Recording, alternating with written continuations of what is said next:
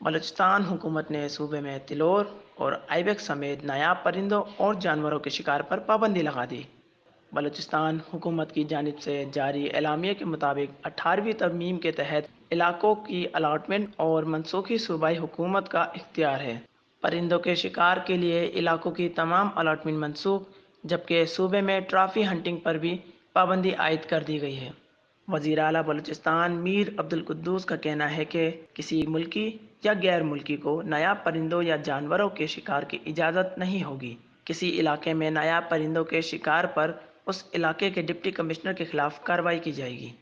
ان کا مزید کہنا تھا کہ نایاب پرندے پکڑنے اور بیچنے والوں کے خلاف بھی کارروائی کی ہدایت کی ہے۔